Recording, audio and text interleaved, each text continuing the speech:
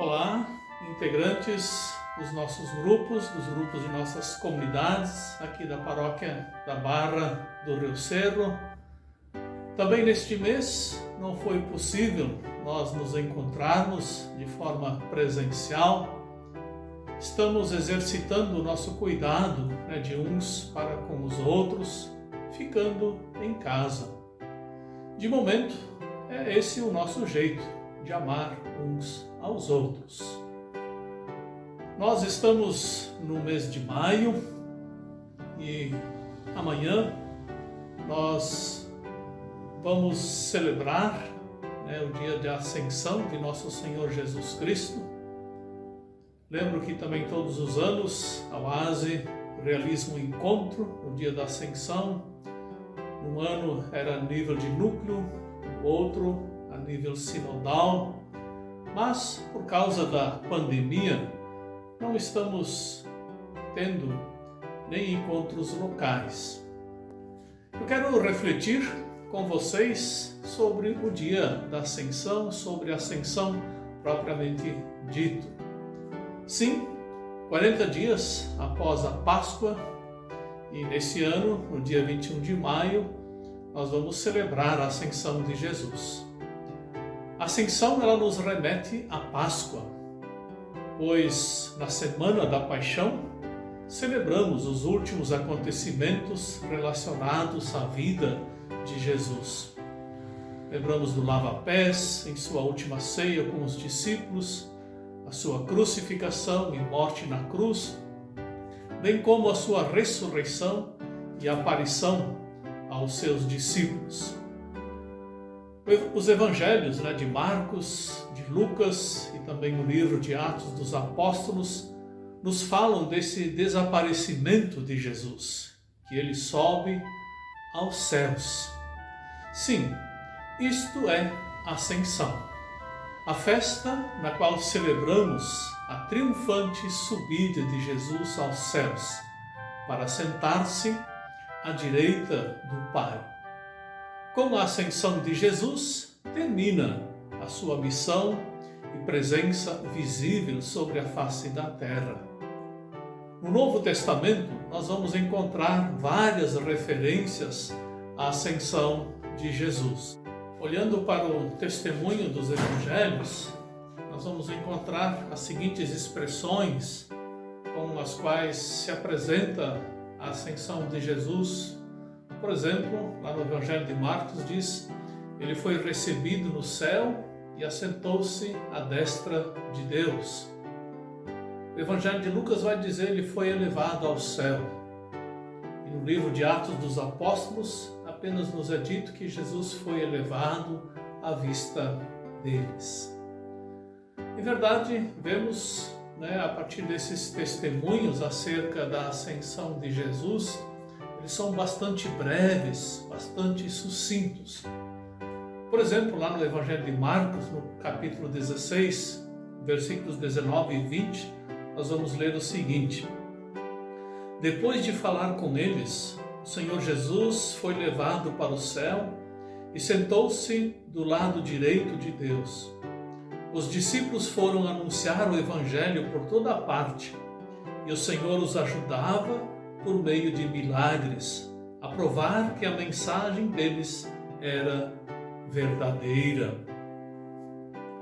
Temos aqui como elemento importante a afirmação de que ele se assentou à direita de Deus.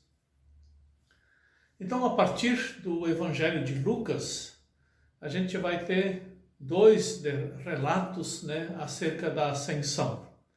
O primeiro, ele se encontra no final do Evangelho, e o outro que está no começo do livro de Atos dos Apóstolos. No Evangelho de Lucas, nós temos o seguinte testemunho.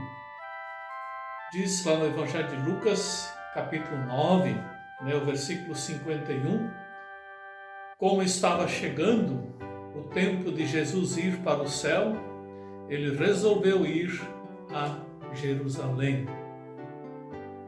Também no relato dos dois discípulos, no caminho de Emaús, lá para a aldeia de Emaús, Jesus lhes fala também sobre o seu sofrimento e da sua entrada para a glória.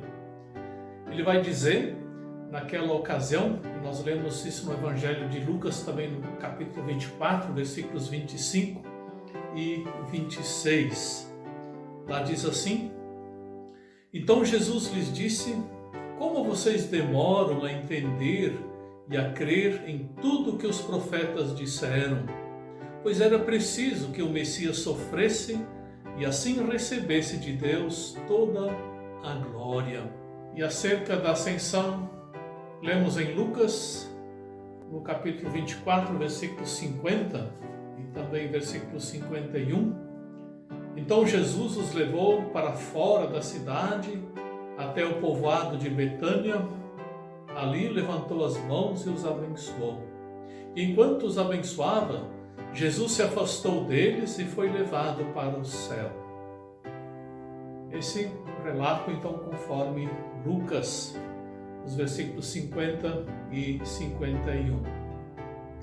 No livro de Atos dos Apóstolos, cuja autoria também é de Lucas, nós vamos encontrar também o seguinte relato acerca da ascensão de Jesus. Conforme Atos dos Apóstolos, lá no capítulo 1, eu leio os versículos 1, versículo 2 e também os versículos 9, 10 e 11. Então lá diz assim: No meu primeiro livro escrevi a respeito de tudo que Jesus fez e ensinou, desde o começo do seu trabalho até o dia em que foi levado para o céu.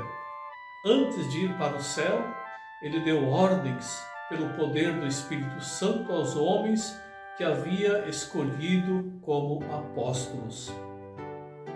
E os versículos 9, 10 e 11 vão dizer: Depois de dizer isso, Jesus foi levado para o céu diante deles.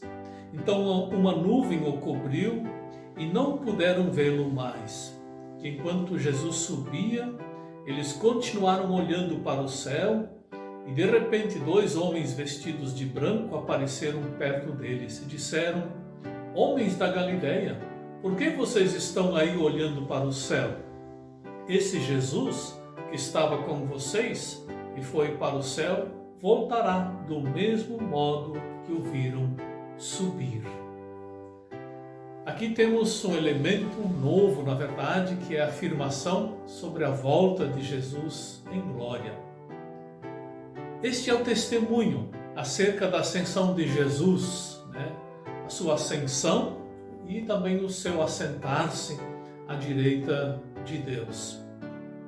Agora, Jesus governa como Deus e também como homem sobre céu e terra. Ele enche o céu e terra agora como Deus e também como homem. Jesus desfruta agora, também como homem, todo o poder divino que ele tinha antes da sua encarnação.